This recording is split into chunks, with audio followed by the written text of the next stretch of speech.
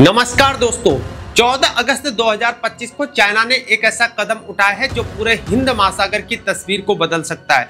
पाकिस्तान को मिली है तीसरी अत्याधुनिक हंगोर क्लास सबमरीन और यह सिर्फ यहां पर शुरुआत है। क्या यह भारत की नौसेना के लिए एक बड़ी चुनौती बनने जा रही है?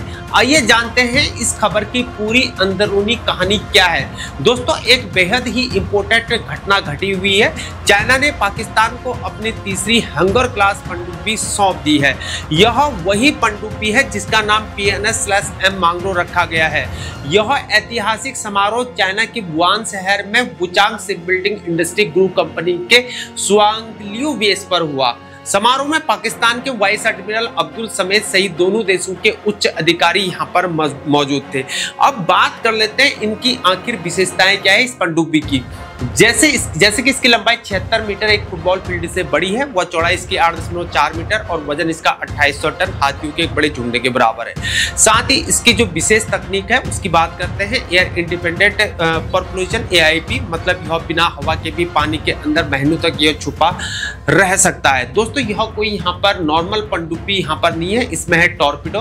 पानी के अंदर से दागे जाने वाले जो घातक हथियार है वह क्रूज मिसाइल से है। लंबी दूरी तक ये मार करने वाली हो सकती है और एंटी शिप मिसाइल युद्धपोतों को तबाह करने के लिए हो सकती है। यह सिर्फ एक सबमरीन नहीं है बल्कि 8 पनडुब्बियों का एक विशाल सौदा है।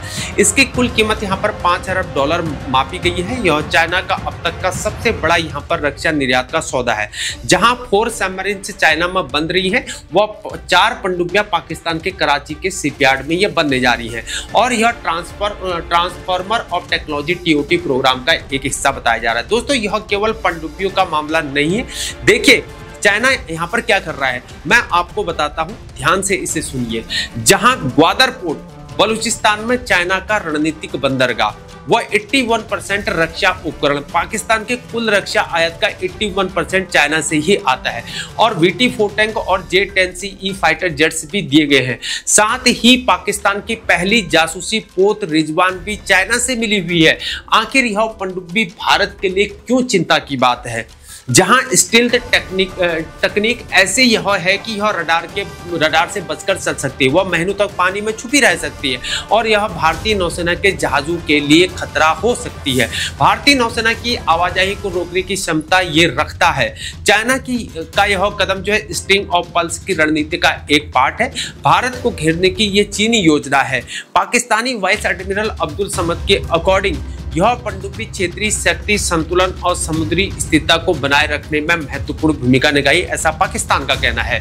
चीनी सैन्य विशेषज्ञ झांग झुनसे ने यह कहा है कि यह पनडुब्बी अत्याधुनिक स्टील्थ है, सेंसर सिस्टम और लड़ाकू क्षमताओं से लैस है। ये वक्त बताएगा।